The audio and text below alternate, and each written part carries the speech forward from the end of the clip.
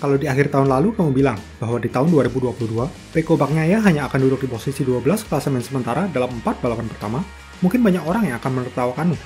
Sebegitulah besarnya fenomena yang berhasil diciptakan oleh seorang Francesco Bagnaia di akhir musim 2021. Berhasil menjadi runner-up tahun lalu dengan menorehkan 4 kemenangan dari 6 balapan terakhir di tahun kemarin, dan meraih total 6 kali pole position di sepanjang tahun. Bahkan mengalahkan sang juara dunia, Fabio Quartararo, yang hanya berhasil mengoleksi 5 kali posisi start terdepan. Pecco terbukti sebagai seorang rider yang komplit dengan kemampuannya untuk mendominasi saat balapan dan tetap mampu mencatatkan waktu flying lap yang luar biasa. Karena itulah, bahkan sebelum musim MotoGP 2022 dimulai, Pecco Bagnaia telah digadang-gadang akan bisa meraih gelar juara tertinggi MotoGP di tahun ini. Tapi kenyataan yang terjadi malah sebaliknya. Dimulai dari tes pramusim di Sepang dan Mandalika bulan Februari lalu, di mana hasil yang didapatkan Pecco nggak bisa dibilang memuaskan. Sampai keputusan mendadak tim pabrikan Ducati yang mengagetkan semua orang sesaat sebelum race perdana di Qatar digelar, yang mengumumkan akan menggunakan mesin motor hybrid antara Desmo Sedici GP21 dan GP22 untuk kedua pembalapnya di tahun ini. Tim Ducati Lenovo memilih langkah ini karena Pecco sebagai lead rider mereka menilai mesin motor GP22 memberikan output power yang terlalu agresif, sehingga kurang cocok dengan stylenya. Dan dikarenakan regulasi yang mengharuskan kedua rider tim pabrikan menunggangi motor yang persis sama, maka Jack Miller mau tidak mau harus ikut menggunakan motor tersebut. Motor hybrid ini disebut dapat menggabungkan sisi positif dari GP21 yang lebih smooth, tapi tetap lebih bertenaga layaknya GP22. Hal yang lebih mencengangkan adalah, rider tim satelit mereka, Johann Zarco, Jorge Martin, dan Luca Marini akan tetap menggunakan mesin motor GP22 yang baru. Lantas, apa ini memang keputusan yang tepat? Fakta yang terlihat, memang saat ini rider Ducati lah yang sedang memimpin klasemen, tapi bukan dengan motor GP22 yang baru, maupun motor hybrid yang digunakan rider factory mereka, melainkan motor tahun lalu yang dikendarai Enea Bastianini. Kalau ada yang mengatakan bahwa motor baru tidak selalu lebih baik dari motor lama, mungkin ada benarnya juga.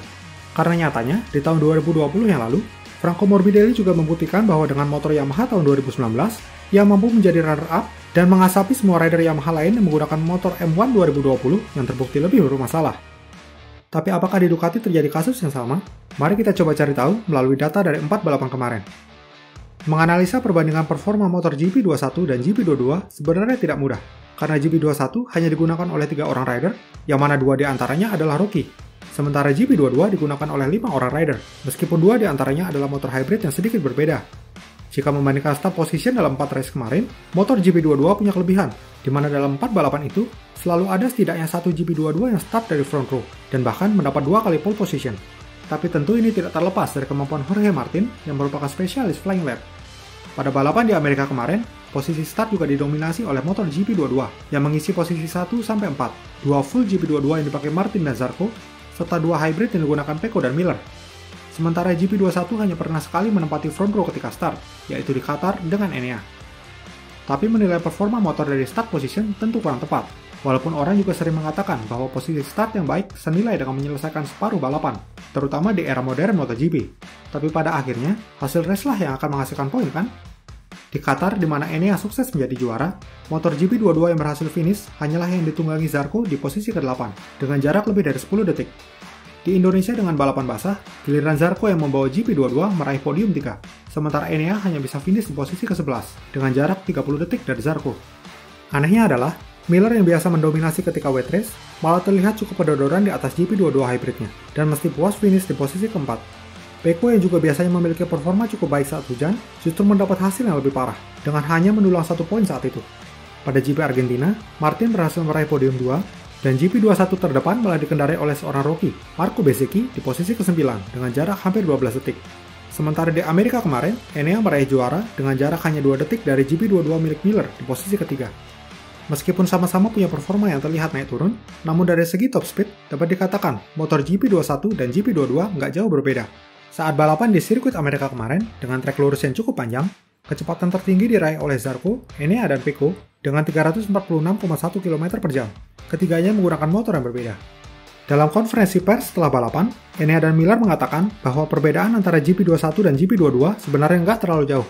Meskipun Pecco sejak awal musim telah mengatakan bahwa GP22 punya potensi jauh lebih besar, dan sampai sekarang motor ini belum mencapai potensi penuh.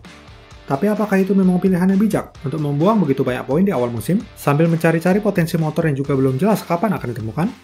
Terutama bila membayangkan bahwa Pecco punya kesempatan mendapat poin jauh lebih besar pada 4 balapan kemarin, jika saja dia masih menggunakan motor GP21 yang sudah sangat klik dengannya. Sementara kalau melihat data tahun lalu, Pada 4 balapan pertama saja, Ducati telah mengantongi 7 kali podium, di mana 1 di antaranya adalah kemenangan oleh Miller dan 3 podium lainnya dihasilkan oleh Pecco. Jauh lebih banyak dibandingkan dengan 5 podium di tahun ini. Dan jangan lupa bahwa 2 dari 5 podium itu dicapai dengan menggunakan motor tahun lalu. Benarkah Ducati telah salah pilih jalan dengan pengembangan motornya? Untuk menilainya, mungkin kita sebaiknya menunggu balapan di sirkuit Eropa sebentar lagi, di mana motor semua pabrikan biasanya lebih mampu menunjukkan nilai plus mereka. Tapi terlepas dari motor, kita juga nggak bisa melupakan performa luar biasa dari Enea Bastianini di 4 balapan ini. Sebagai satu-satunya rider yang mampu menorehkan 2 kali kemenangan, di tengah performa semua rider yang terkesan naik turun. Walaupun MotoGP musim ini sendiri masih sangat panjang, dan peta klasemen masih terbuka lebar untuk semua pembalap, jadi masih terlalu dini rasanya untuk mengatakan Bestia sebagai kandidat terkuat juara dunia tahun ini. Satu hal yang sedikit mengulik rasa penasaran adalah, kalau misalkan tahun lalu Enea sudah menunggangi GP21, bisakah dia bersaing dengan Pecco untuk menjadi rider Ducati terbaik? Bagaimana menurutmu? Tuliskan pendapatmu di kolom komentar. Jangan lupa untuk subscribe supaya nggak ketinggalan info MotoGP lainnya. Like videonya kalau kamu suka dengan pembahasan ini. Terima kasih.